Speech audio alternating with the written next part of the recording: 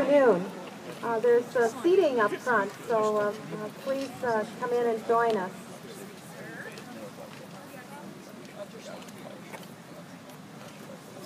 I count about 10 seats here in the first and second row. Let's not be shy. It's like my classroom. I did. Yep. Where's it down? Yeah, right, Kurt.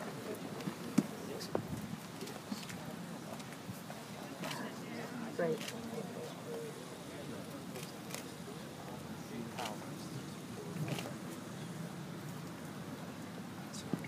Welcome, everyone. My name is Rita Chang, and as Chancellor of SIU Carbondale, it's my pleasure to welcome you to this very special event. We're pleased to have representatives from the City of Carbondale and the Carbondale Chamber of Commerce with us today. We appreciate partnering with the City and the Chamber on this project and so many endeavors that benefit the community, the region, and the university. There will be introductions later on, but I also want to hand a compliment to Jeff Doherty, Executive Director of Jackson Growth Alliance. As you know, Jeff served as Carbondale's city manager for many years and was a member of the Southern Illinois Research Park Board of Directors. I also want to acknowledge the leadership of Kyle Harsh, Executive Director of the Southern Illinois Research Park. Kyle, would you stand? I'd like to thank you for your commitment.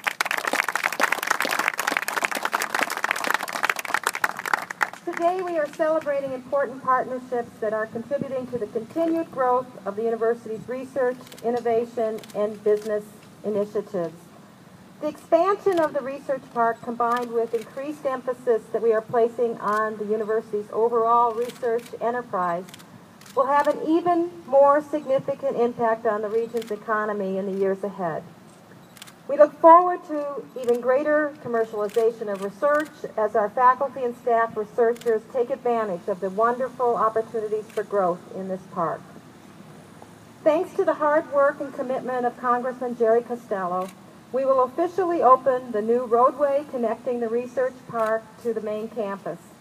Representative Costello secured a $1 million appropriation to fund the design and construction of the roadway, and the university provided a required $250,000 matching grant. Partners in this project include Hirsch-Roche Engineering, which completed the roadway design, E.T. Simons, the general contractor, the Illinois Department of Transportation, and the university's plant and service operations. Our second ceremony today also reflects the efforts of Representative Costello and Senator Dick Durbin. The senator could not join us today, but he is represented by his deputy downstate director, Bart Elfritz. Thank you, Bart, for being here.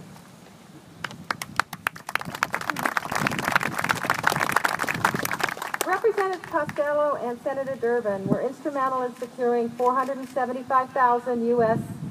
Small Business Administration appropriation infrastructure work that has brought us to the groundbreaking for a 15,000 square foot multi-tenant facility.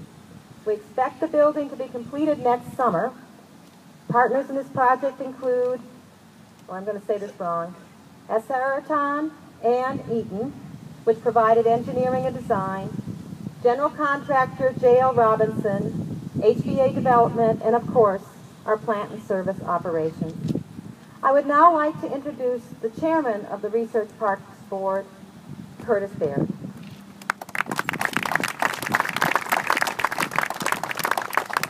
All right, good afternoon. My name is Curtis Baird, and as Dr. Chang said, I'm the chairman at this point in time for the Research Park Board. But I'll tell you, there's been a lot of people over the course of time who have held this post and worked very hard to see this project, plus all of the other projects that are happening out here come to fruition. So this is just one more step and one more exciting thing to have happen here this year, and hopefully within the next couple of years you'll see some additional things. I would like to take a moment for all of the other board members to put their hands up and wave. John Dozier and others.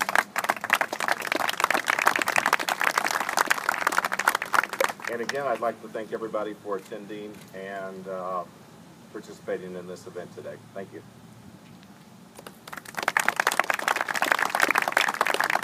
Thank you, Kurt. It is now my pleasure to introduce someone that we all know and who has watched this project over many years. President of Southern Illinois University, Glenn Pochard.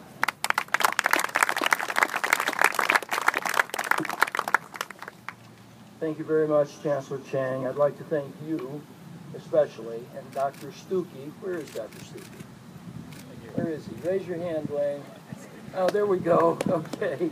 Who oversees the research part for my office, and Dr. Kyle Harps, the executive director of the research part, for the fine work that has led to today's events. Now you can give him a hand. This is another example of how this university can move ahead using the creative human resources of our university and the financial resources that can be brought to bear on projects like this when the university, the business community, and the state and federal governments are all working together. I would especially like to thank Congressman Costello and Senator Durbin for acting on the university's funding request for these two projects. In the days of no funding request being given, we somehow managed to get $1 million from these guys for this road. And we're very, very thankful for it.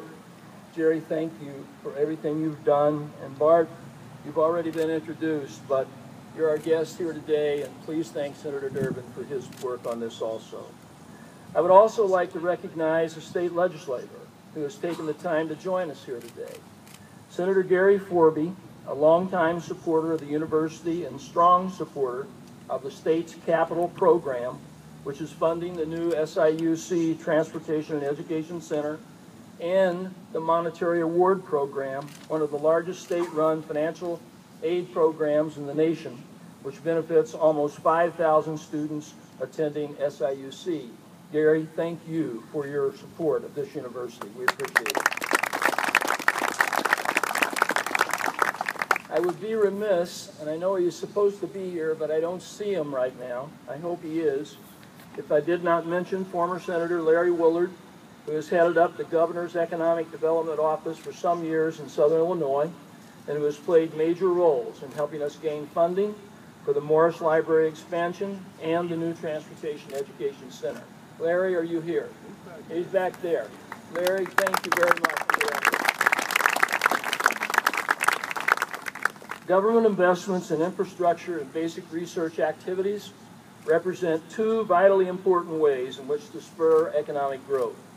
A dollar invested in basic research leverages $7 in related external contracts, grants, and other economic activity. And we all know the economic value of infrastructure investments. I'm pleased to report that both of today's projects were designed, engineered, and built, or will be built, using local contractors and the area's pool of skilled workers, and we thank you for that. We have seen firsthand in recent years the economic value of the university and the community working together to improve the facilities of this university. Thousands of area workers have been employed in recent years on the various student housing, Saluki Way, and Transportation and Education Center projects. The university's economic activity has recently been measured and studied by SIU Economics Chair, Dr. Subhash Sharma, and placed at more than $2.4 billion annually in direct, indirect, and induced expenditures. Dr. Sharma, where are you, sir? Raise your hand. You deserve great credit. This expansion and development of the research